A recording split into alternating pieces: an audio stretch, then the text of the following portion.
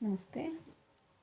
ಈ ವಿಚಾರಗಳೆಲ್ಲ ಬಂದದ್ದು ಮಹಾಶಿವರಾತ್ರಿ ದಿನ, ಅಂದರೆ 15ನೇ ತಾರೀಕಿತ್ತಲ್ಲ, ಅದು ಹೇಳೋಕ್ಕಾಗಿಲ್ಲ ನನಗೆ. ಇವತ್ತು ಯಾಕೋ ಅದನ್ನು ಸ್ವಲ್ಪ ಹೇಳಬೇಕು ಅನ್ನಿಸಿ, ಎಲ್ಲರದ್ದು ಒಂದು ಅಪೇಕ್ಷೆ ಇರ್ತದಪ್ಪ ಮನುಷ್ಯರದು. ಏನು, ಒಂದು ದಿನನಾದರೂ ನಾವು ಶಾಂತಿ ನೆಮ್ಮದಿಯಿಂದ ಬದುಕಬೇಕಲ್ಲ. ಪ್ರತಿಯೊಬ್ಬ ಜೀವಿ ಬಯಸೋದು ಸಹಜ. ಮತ್ತು ಅದನ್ನು ಕಂಡುಕೊಳ್ಳೋಕೆ ಏನು ಮಾಡಬೇಕು? ಈ ಧಾವಂತದ ವಿಪ್ಲವಗಳ ಅಶಾಂತಿಯ ಬದುಕಿನ ಮಧ್ಯ ನಾವು ನಮ್ಮ ಮನಸ್ಸಿಗೆ ಕೊಂಚನಾದರೂ ನೆಮ್ಮದಿ ಕಂಡ್ಕೋಬೇಕಲ್ಲ. ಏನು ಮಾಡಬೇಕು ಅಂತ ಯೋಚನೆ ಮಾಡ್ತಾ ಮಾಡ್ತಾ ಕೆಲವಷ್ಟು ವಿಚಾರಗಳು ಹೊಳೆದ್ವು. ಅದನ್ನು ಅಂದರೆ ಶಾಂತಿ ನೆಮ್ಮದಿಯನ್ನು ನೆಲೆಗೊಳಿಸೋಕೆ ಹಿಂಗೆ ಮಾಡಿದ್ರೆ ಹೆಂಗೆ ಅಂತಂದರೆ, ಇವತ್ತಿನ ದಿನ ಅಂದರೆ ಯಾವುದೋ ಹಬ್ಬ ಹರಿದಿನಗಳು, ಮಹಾಶಿವರಾತ್ರಿನೇ ತಗೊಳ್ಳೋಣ. ಅವತ್ತಿನ ದಿನ ದೇಶದ ಪ್ರತಿಯೊಬ್ಬನೂ ಕಡ್ಡಾಯವಾಗಿ ಉಪವಾಸ ಮಾಡಬೇಕು. ಇಲ್ಲಿ ಎಕ್ಸೆಪ್ಷನಲ್ ರೋಗಿಗಳು, ಮಕ್ಕಳು ಮತ್ತು ಅನಿವಾರ್ಯ ಪ್ರಸಂಗ ಇರೋರನ್ನ ಹೊರತುಪಡಿಸಿ ಅಲ್ಲಿ ಕಡ್ಡಾಯ ಮಾಡಬೇಕು. ಉಪವಾಸ ಮಾಡಲೇಬೇಕು ಇವತ್ತೊಂದು ದಿನ. ಅಪಾರ ಅನ್ನಾಹಾರ ಸಂಗ್ರಹವಾಗಿ ನಿರ್ಗತಿಕರಿಗೆ, ಕಡು ಬಡವರಿಗೆ ದಾನ ಮಾಡೋದು ಅವರವ್ರ ಶಕ್ತಿ ಅನುಸಾರ ಹೇಳ್ತಾ ಇದ್ದೀನಿ ನಾನು. ಎಷ್ಟು ಸಾರ್ಥಕವಾದ ಸೇವೆ ಆಗ್ತದಲ್ಲ. ಆಮೇಲೆ ಇವತ್ತೊಂದು ದಿನ ಇದು ತಿಳ್ಕೊಳ್ಳೋಣ. ಮಹಾಶಿವರಾತ್ರಿ ದಿನವೇ ಎಲ್ಲ ಆಗಬೇಕಾದಂಥ ವಿಚಾರ ಇದು. ಇವತ್ತೊಂದು ದಿನ ಯಾವುದೇ ವಾಹನಗಳನ್ನು ಬಳಸಿ ಸಾಧ್ಯ ಆದಷ್ಟು ಕಾಲ್ನಡಿಗೆಯಲ್ಲೇ ನಡೆದಾಡಿದ್ರೆ ಎಣಿಕೆಗೂ ಸಿಗದಷ್ಟು ಇಂಧನ ಉಳಿತಾಯ ಆಗ್ತದೆ ಅಲ್ಲ. ಪರಿಸರ ಮಾಲಿನ್ಯಗಳಿಂದ ಮುಕ್ತ ಆಗಬಹುದು. ಈ ಶರೀರಕ್ಕೂ ವ್ಯಾಯಾಮ. ಅವತ್ತೊಂದಿನ, ಒಂದಿನ ಹೇಳ್ತಾ ಇದ್ದೀನಿ ನಾನು, ಇಡೀ ವಾರ ಹೇಳ್ತಾ ಇಲ್ಲ, ಒಂದಿನ ನಾವು ಶರೀರಕ್ಕೂ ವ್ಯಾಯಾಮ, ಆರೋಗ್ಯವರ್ಧನೆ ಆಗ್ತದೆ ಖಂಡಿತ. ಇವತ್ತೊಂದಿನಾದರೂ ವಿಪರೀತ ಶಬ್ದ ಮಾಲಿನ್ಯ ಉಂಟು ಮಾಡುವಂಥ ಎಲ್ಲ ವಾದ್ಯ ವಾದನ ಸಂಗೀತ ಸಾಧನಗಳನ್ನು ಪೂಜಾ ಸ್ಥಾನದಲ್ಲಿರಿಸಿ ಪೂಜೆ ಮಾಡಿದ್ರೆ, ಅವೇನು ಡಿಜೆಗಳಪ್ಪ, ಅವೇನಪ್ಪ. ಅದಕ್ಕೆ ಅದನ್ನೆಲ್ಲ ಬಿಟ್ಟು ಇವತ್ತೊಂದಿನ ನಿಶಬ್ದ ನಿಶಬ್ದ ನಿಶಬ್ದ, ಶಾಂತಿ ಶಾಂತಿ ಶಾಂತಿ, ಎಲ್ಲೆಲ್ಲೂ ಮಹದಾನಂದ ಮನಸ್ಸಿಗೆ ಅಲ್ಲ. ಮೌಖಿಕ ಕಲೆಗಳು ಹೊರಹೊಮ್ಮಿ ಚೇತೋಹಾರಿ ವಾತಾವರಣ ನಿರ್ಮಾಣ ಆಗಬಹುದು. ಅವತ್ತೊಂದಿನ ಹಾಡ್ರಿ, ಭಜನೆ ಮಾಡಿರಿ, ತತ್ವಪದ ಹೇಳ್ರಿ, ಏನಾದರೂ ಹರಿಕಥೆ ಮಾಡಿಕೊಂಡು ಕಾಲಕ್ಷೇಪ ಮಾಡೋಣ. ಏನೋ ಒಂದು ಸಾರ್ಥಕ ಭಾವ.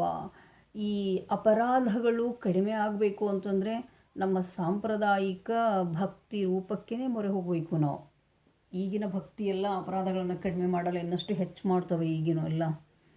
ದೀಪ, ಧೂಪ, ರಸ, ಗಂಧ, ಪರಿಮಳ, ಹೂವು, ಹಣ್ಣು, ಆರತಿ, ಕುಂಕುಮ, ವಿಭೂತಿ, ಬಿಲ್ವಪತ್ರೆ, ಕೇವಲ ಸಿಹಿ ಖಾದ್ಯಗಳ ನೈವೇದ್ಯ ಇವತ್ತೊಂದು ದಿನ.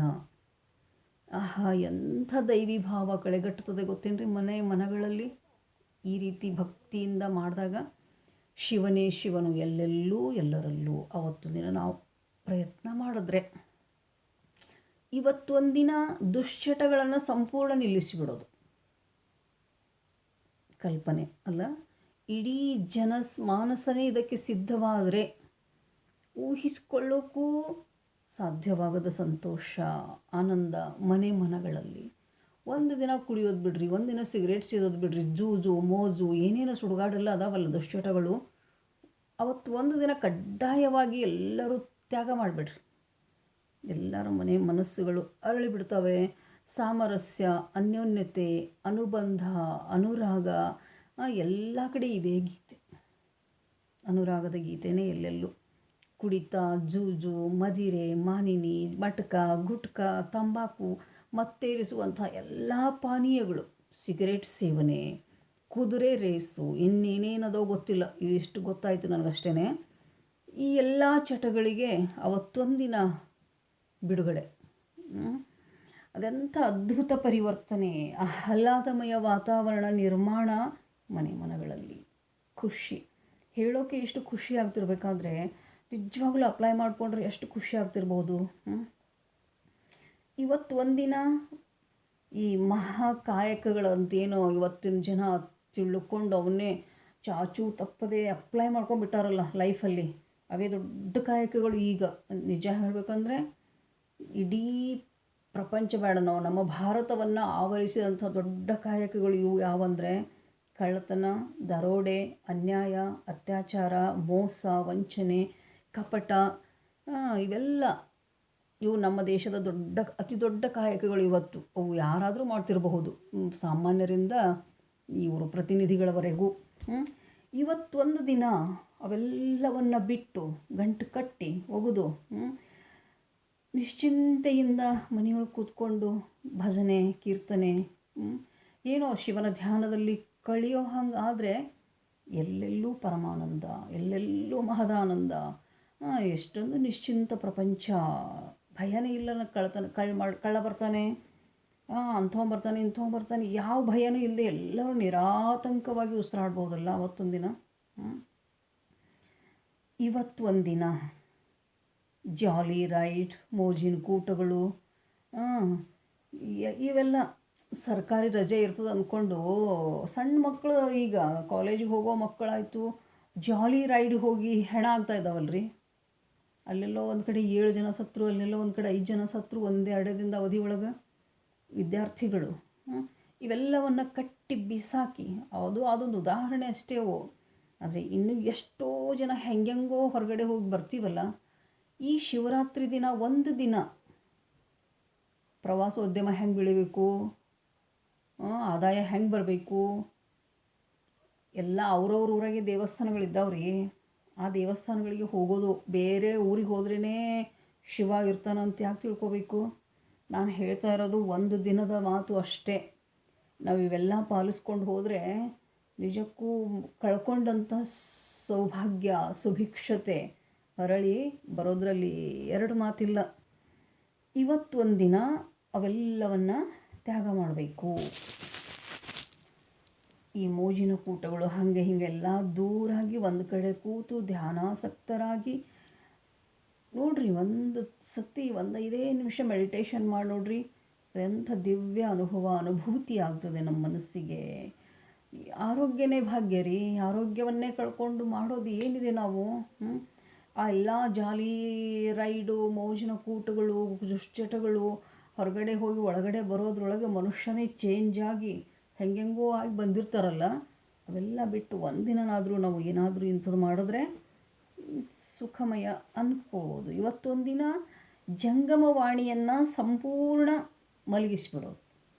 ಕತ್ತಿಸ್ಕೋದೇನು ಬೇಡ. ಜಂಗಮವಾಣಿ ಅಂದರೆ ಮೊಬೈಲು, ಸಂಚಾರಿ ವಾಣಿ ಇದನ್ನು ಸಂಪೂರ್ಣ ಎತ್ತಿಟ್ಬಿಡೋದು. ನಾನು ಮಲಗಿಸ್ಬಿಡ್ರೋದಕ್ಕೆ ಅದು ಪಾಪ ರೆಸ್ಟ್ ಬೇಕಲ್ಲ. ಯಾವುದೇ ಮನರಂಜನಾ ಸಾಧನಗಳನ್ನು ಬಳಸದೆ ಶಿವನೊಳಗೆ ಏಕಾಗ್ರ ಚಿತ್ತವನ್ನು ನೆಟ್ಟು ಬಿಡೋದು. ಇವತ್ತೊಂದಿನ ಒತ್ತಿ ಹೇಳ್ತಾ ಇದ್ದೀನಿ. ಶಿವನಲ್ಲೇ ಮನಸ್ಸನ್ನು ಲೀನಗೊಳಿಸಿ, ಮನುಷ್ಯ ಮನಸ್ಸು ಮಾಡಿದರೆ ಯಾವುದೂ ಅಸಾಧ್ಯ ಇಲ್ಲ. ಮನಸ್ಸಿದ್ದರೆ ಮಾರ್ಗ ಅಲ್ಲ. ಈ ಮೇಲಿನೆಲ್ಲ ರೀತಿ ನೀತಿ ಪದ್ಧತಿಗಳನ್ನು ವಾರಕ್ಕೊಮ್ಮೆ ಕಡ್ಡಾಯವಾಗಿ ಅನುಸರಿಸೋ ಹಂಗಾದರೆ, ನಾನು ವರ್ಷಕ್ಕೊಮ್ಮೆ ಅಂತ ಹೇಳಿದೆ, ಇದೇ ರೀತಿ ನೀತಿಯನ್ನು ವಾರಕ್ಕೊಂದು ಸತಿ ಕಡ್ಡಾಯವಾಗಿ ನಾವು ಅಪ್ಲೈ ಮಾಡ್ಕೊಂಡು ಬಿಟ್ಟರೆ ದೇಶದ ಸ್ಥಿತಿಗತಿ ಚಿತ್ರಣನೇ ಬದಲಾಗಿ ಹೋಗ್ಬಿಡ್ತದೆ.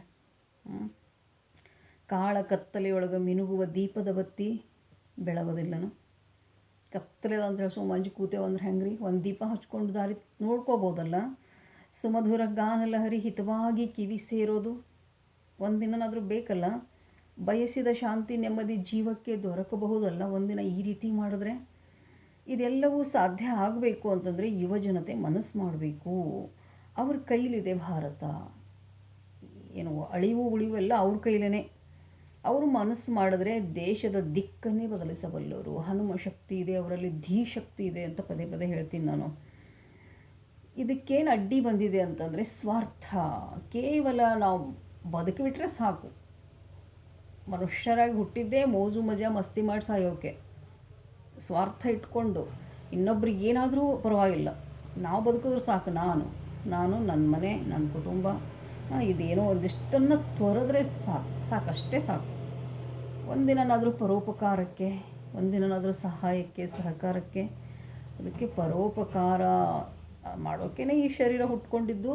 ಪರೋಪಕಾರವೇ ಗುರಿಯಾಗಿಟ್ಕೊಂಡು ಮುಂದಿನ ಪೀಳಿಗೆಗಳಿಗೆ ಹಿತೈಷಿಗಳಾಗಿ ಇದೊಂದು ಪಣ ತೊಟ್ಟರೆ ಎಲ್ಲರೂ ಸೇರಿ ನಮ್ಮ ಮುಂದಿನ ಪೀಳಿಗೆ, ನಾವಷ್ಟೇ ಬದುಕಿ ಸಾಯಲ್ಲ, ನಮ್ಮದು ಮುಗಿತಪ್ಪ ಕಾಲ ಅಂತಂದರೆ ನಮ್ಮ ಮುಂದಿನ ಪೀಳಿಗೆ ಏನು ಮಾಡಬೇಕು? ನಾವು ಸಾಯೋದ್ರೊಳಗೆ ಎಲ್ಲ ಬರ್ಬಾದ್ ಮಾಡಿ ಸರ್ವನಾಶ ಮಾಡಿ ಸತ್ತು ಮುಂದಿನ ಪೀಳಿಗೆಗೆ ಏನು ಇಡ್ತೀರಿ? ಅದಕ್ಕೋಸ್ಕರ ನಾವು ಇವತ್ತು ಒಂದು ದಿನದ ಈ ಒಂದು ರೀತಿ ನೀತಿ ಪದ್ಧತಿಗಳನ್ನು ವಾರಕ್ಕೊಮ್ಮೆ ಅಂದ್ಕೊಂಡು ವಿಸ್ತಾರ ಮಾಡ್ಕೊಂಡು ಹೋದ್ವಿ ಅಂತಂದರೆ ಬಹುಶಃ ಈ ಅಶಾಂತಿ, ಈ ದಳ್ಳುರಿ, ಈ ಜಾತಿ ಗೀತಿ ಸುಡುಗಾಡಿಯನ್ನೆಲ್ಲ ಜಂಜಾಟಗಳು ಸಂಘರ್ಷಗಳ ಮಧ್ಯೆ ಸಿಕ್ಕು ನಲಿಗೆ ಹೋಗ್ತಾ ಇದ್ದಾವಲ್ಲ ಜೀವಗಳು, ಅವತ್ತೊಂದಿನ ಮಾಡೋದ್ರಿಂದ ಶಾಂತಿ, ನೆಮ್ಮದಿ, ಸುಭಿಕ್ಷಗಳು ಎಲ್ಲೆಲ್ಲೂ ನೆಲೆಸೋಕೆ ಸಾಧ್ಯ ಅಂತ ಹೇಳ್ತಾ ಧನ್ಯವಾದ.